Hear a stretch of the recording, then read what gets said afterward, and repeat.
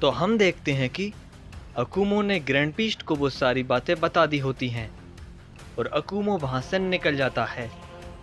और इसके बाद हम मरनो को देखते हैं जो कि ओरमस और यामोसी की फाइट से चुपके से भाग गया था। तभी वो कहता है, आखिर ये सब क्या हो रहा है? गीनो का कोई भी बेटा इनसे इसका सामना नहीं कर पा रहा। लगता है खुद गीनो को ही यहाँ पर आना होगा। तभी कोई उससे कहता है, आखिर तुम किसको लाने की बात कर रहे हो? और जैसे ही वो देखता है उसके पीछे रेत्सु आ जाता है, जिसे वहां देखकर मरनो चौंक जाता है और कहता है, रेत्सु तुम यहाँ पर कैसे आए? इस पे रेत्सु कहता है, सीधे सीधे बताओ आखिर तुम किस बारे में बात कर रहे हो, वरना मैं तुम्हें छोड़ूंगा नहीं। इस पे मरनो कहता है, क्या कहा तुमने? तुम मुझसे लड़ोगे? क्या मजाक है? तो अब एक सय्यन मुझे चुनौती दे रहा है, यानी एक एंजल को। इस पे रेत्सु कहता है, मुझे मजाक करना पसंद नहीं। इसके बाद वो दोनों आपस में टूट पड़ते हैं।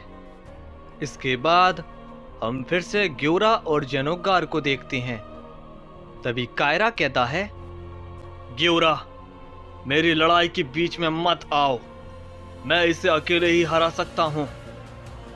इसके बाद कायरा अपनी ताकत को बढ़ाता है और जेनोगार के ऊपर अपना हमला करता है, लेकिन जेनोगार उसके हमले को काफी आसानी से रोक लेता है और वो कायरा के ऊपर अपना एक जोर का पंच करता है, लेकिन ग्योरा बीच में आ जाता है और उसके पंच को रोक लेता है, लेकिन उसकी वजह से वो थोड़ा पीछे हट जाता है और ग्योरा कायरा से कहता है, कायरा तुम इस लड़ाई से दूर रहो, मैं इसे अकेले ही संभाल लूंगा। इस पे कायरा कहता है, मैंने कहा ना, मेरी लड़ाई के बीच में मत आओ, तुम जाओ यहां से। तभी जेनोगार कहता है, ओह तो अब तुम दोनों मेरे साथ लड़ोगे?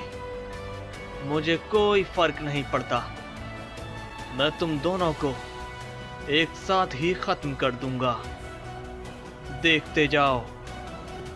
इसके बाद जेनोगार गुस्सा हो जाता है और उन दोनों के ऊपर एक जोर का हमला करता है, जिसे ग्योरा रोकने की कोशिश करता है, लेकिन वो रोक नहीं पाता और वो दोनों एक साथ काफी दूर जाकर गिरते हैं। तभी जेनोगार कहता है, तुम सयंस को क्या लगता है कि तुम मुझे हरा पाओगे? नामुमकिन, इस तबाही को कोई भी नहीं रोक सकता। इसके बाद वो उन दोनों के ऊपर फिर से एक हमला करता है, लेकिन फिर से ग्योरा बीच में आ जाता है और उसके पंच को रोक लेता है। तभी जेनोगार कहता है, माना कि तुम ताकतवर हो, लेकिन तुम नहीं जानते तुम किससे लड़ रहे हो। और ये कहने के बाद जेनोगार ग्योरा के एकदम सामने आ जाता है और उसके ऊपर एक जोर का हिट करता है, जिसे ग्योरा रोक नहीं पाता और चोट खाकर नीचे गिर जाता है। तभी जेनोसामा कहती हैं, ये क्या हो रहा है? ग्योरा भी इसके सामने टिक नहीं पा रहा। मुझे तो लगा था कि ग्योरा कुछ कर पाएगा, लेकिन ये मामला भी उल्टा पड़ रहा है। क्या इसे कोई रोकने वाला नहीं है? इस पे यामोशी कहता है, ग्योरा अपनी ताकत को रोक रहा है, वो अपनी पूरी ताकत का इस्तेमाल नहीं कर रहा। इस पे जेनोसामा कहती हैं, आखिर ये ऐसा क्यों कर रहा है? ऐसे तो ये मारा जाएगा। इस पे जेनोगार कहता है कि आपको ये लगता है कि ये मेरा सामना करने के लायक भी है? इसके बाद हम फिर से मरनो और रेत्सु को देखते हैं। जो कि आपस में फाइट कर रहे होते हैं। तभी मरनो मन ही मन कहता है, मैं इससे जीत नहीं पाऊंगा, मुझे यहां से निकलना होगा। इसके बाद मरनो वहां से भागने लगता है, लेकिन तभी कोई उसे पकड़ लेता है और कहता है, तुम कहां जा रहे हो मरनो?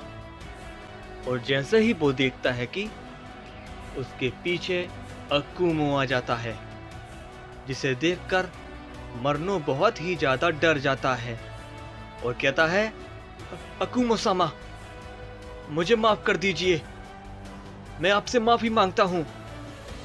इस पे अकुमो कहता है, मुझे तुम्हारी कोई भी सफाई नहीं सुननी है, और तुम्हारी ही वजह से मेरा बेटा मेरे पास नहीं। इसके बाद अकुमो मरनो के ऊपर एक हमला करता है, जिससे वहां पर एक बहुत बड़ा धमाका होता है और हम देखते हैं कि मरनो वहीं पर मारा जाता है। तभी रेत्सु कहता है, अकुमो सामा, आप इतने वक्त तक कहां थे? इस पे अकुमो कहता है, वो सब छोड़ो, मुझे ये बताओ ग्योरा कहां पर है? इस पे रेत्सु कहता है, वो किसी से फाइट करने के लिए गया है। यामुसी उसे मिला था और उसने उसे बताया कि जेनो-सामा भी किसी से फाइट कर रहे हैं, वो भी अपने फुल पावर के साथ। इस पे अकुमो कहता है, कहीं ये वही तो नहीं?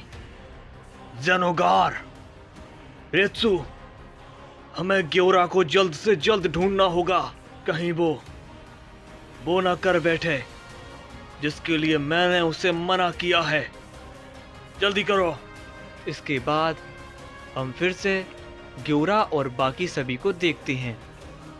तभी जेनोगार कायरा के ऊपर अपना हमला करता है, लेकिन फिर से ग्योरा बीच में आकर उसके हमले को रोक लेता है और कहता है, तुम चाहे कोई भी क्यों ना हो, अगर एक बार और तुमने मेरे भाई के ऊपर हमला किया तो मैं तुम्हारा वजूद मिटा दूंगा। लेकिन जेनोगार ग्योरा के ऊपर अपना एक पंच करता है, जिससे ग्योरा फिर से काफी दूर जाकर गिरता है।